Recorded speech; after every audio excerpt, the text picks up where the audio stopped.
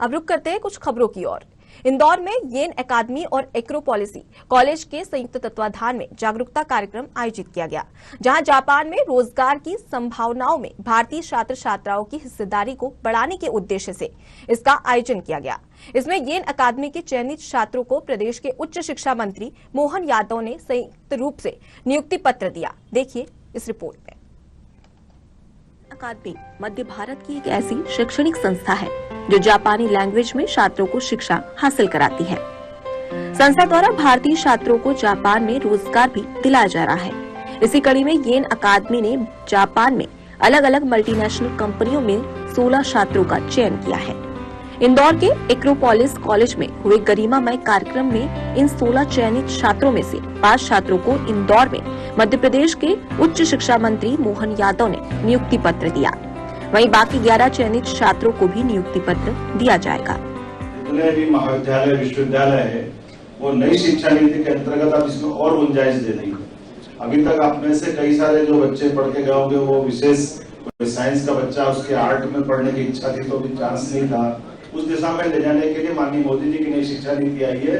मैं उम्मीद करता हूं कि आने वाले समय में ये जो लैंग्वेज का भी जो लाभ मिल रहा है, जैसे आपने जापानीज की बात कही, जापानीज से ही पूरे देश के अंदर दुनिया भर के अलग अलग देशों की जिस भाषा को आप पढ़ना समझना चाहते हैं उस सब में आपको बाकायदा पाठ्यक्रम का लाभ मिलेगा, उसके आधार पर अंक मिलेंगे, डिग्री मिलेगी। मेरी अपनी ओर से आप सबके प्रति शुभकामना। एक्रोपोलिस कॉलेज के ग्रुप डायरेक्टर अतुल भरत और येन अकादमी इंदौर के डायरेक्टर चेतन धमोरीकर राजेश चौहान ने चयनित छात्रों का मल्टीनेशनल कंपनी में सिलेक्शन पर खुशी जाहिर की, साथ ही उनके उज्जवल भविष्य के लिए कामनाएं भी की।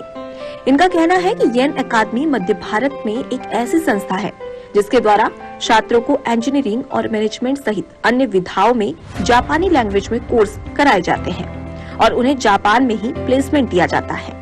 और डॉक्टर साहब का जो हमें सौभाग्य प्राप्त हुआ इस प्रोग्राम को यहाँ पर ऑर्गेनाइज करने का, बहुत ही सौभाग्य की बात है कि जहाँ पर हमारे भारत देश से बच्चे जापानी लैंग्वेज पढ़कर जापान जैसी कंपनीज में जाकर काम करेंगे।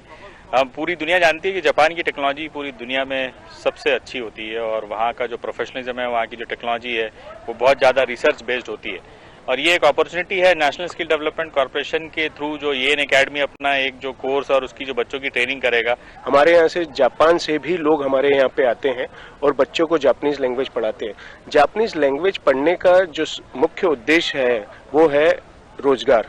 जापान में जो अगर आप जापानीज लैंग्वेज एक लेवल तक पहुँचेंगे तो आपको जानकर बड़ा आश्चर्य होगा कि फ्रेशर्स को भी 12th के बाद या ग्रेजुएशन के बाद भी जो पैकेज मिलते हैं वो 15 लाख बेसिक पैकेज से स्टार्ट होता है, पर एनएम का पैकेज बोल रहा हूँ ये मैं।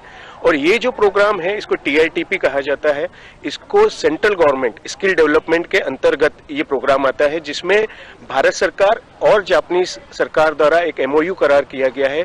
यहाँ से पूरे हिंदुस्तान से 3.5 लाख युवाओं को अगले 5 वर्षों में जापान में नौकरी दिलाना है। सर, ये इंदौर मध्य भारत में येन अकेडमी है जो जापानीज भाषा का कोर्स हम कराते हैं यहाँ पर, और इंजीनियरिंग के मैनेजमेंट के छात्रों को जापान में एक अच्छा नौकरी और अच्छा भविष्य के लिए उनकी स्टडी कराते हैं और उसके बाद उनका जापान में प्लेसमेंट कराते हैं।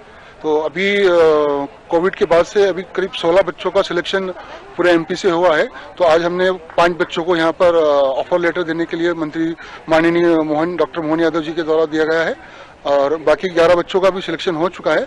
और येन अकेडमी मध्य भारत की एकमात्र संस्था है जो जापानीज भाषा पढ़ाती है और आपको इंडियन भारतीय छात्रों को रोजगार उपलब्ध कराने के लिए प्रयासरत है। देखो, मैं एजुकेशन मिनिस्टर होने के नाते से सभी कॉलेजों में जाना मेरा अपना एक समय का निर्धारण भी है और मेरे को मजा भी आता है। खास करके हमारे बच्चे अगर विदेश में जाकर के, खासकर जापान में जाकर के अपना नाम कमाते हैं, कुछ अच्छा करते हैं, तो उनको प्रोत्साहन देना ये हमारा सबका दायित्व है। यशस्वी मुख्यमंत्री के नेतृत्व में सरकार लगातार ऐसे अच्छे काम करती जा रही है। नई शिक्षा नीति के परिप्रेक्ष्य में तो अब और ज्यादा समसामयिक हो गया है। मैं उम्मीद कर रहा हूँ कि आने वाले समय में ऐसे कामों को, ऐसी गति को और प्रोत्साहन देंगे। मैं अपनी ओर से सभी बच्चों के प्रति मंगल